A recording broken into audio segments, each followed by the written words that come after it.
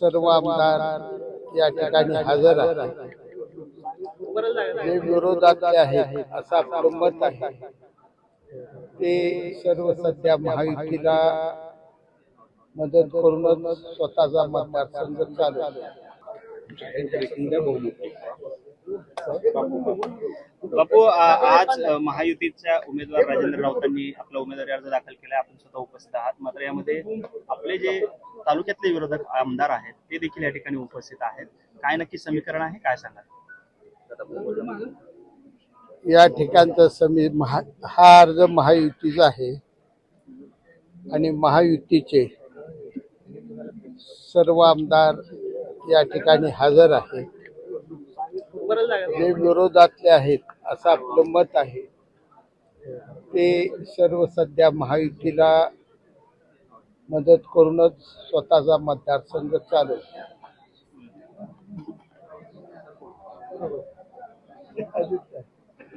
नारायण आबा सुद्धा या ठिकाणी अर्ज भरण्यासाठी आणि बाबासाहेब देशमुख सुद्धा आहेत. त्यामुळे ही निवडणूक बिनविरोध होईल अशी चर्चा आहे. काय वाटतं? निवडणूक बिनविरोध करण्याचा निश्चितपणे प्रयत्न होईल आणि नारायण आबा हे मूळचे शिवसेनेचेच आहेत आणि सध्या महायुती बरोबर प्रत्येक ठिकाणी ते मिळून काम करतात. काँग्रेसला काय आवाहन असणार आहे, विशेषतः प्रणिती शिंदेना जे नेतृत्व करतात जिल्ह्याचं काँग्रेसचं, त्यांना काय आव्हान असणार आहे? बिनविरोधसाठी आपण त्यांना विनंती करताय? या ठिकाणी अर्ज काढण्याच्या संदर्भानं कुणालाही विनंती करायची नाही असं आता पालकमंत्र्यांच्या समोर ठरलेलं आहे.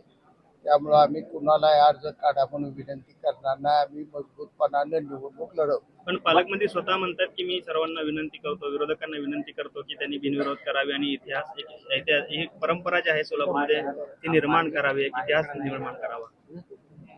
आज बिनविरोध करायचं ठरलं तर बरेच प्रश्न येतील ज्या त्यावेळी होतील. आपल्या पक्षाच्या एका पदाधिकाऱ्याने सुद्धा उमेदवारी अर्ज दाखल केलेला आहे. ते अर्ज माघार घेतील का?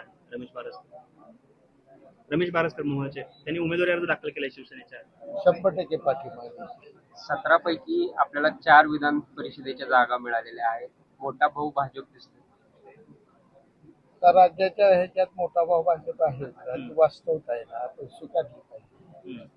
2 नंबरला आम्ही आहोत, 3 नंबरला राष्ट्रवादी आणि आम्हाला 4 जागा दिलेल्या आहे. निश्चितपणानं कुठं शिंदे साहेब, फडणवीस साहेब बसूनच हे ठरलं असेल. संभाजीनगर आपल्या हक्काची जागा होती. आता तडजोडीत नेमकं कुठं काय ठरलंय ते वरिष्ठ पातळीवर काढणार आहे. परंतु एखादी जागा जरी कमी झाली असेल त्या बदल्यात निश्चितपणे सेनेला दुसरं काहीतरी मोठं देण्यात आलेलं असेल. थँक्यू.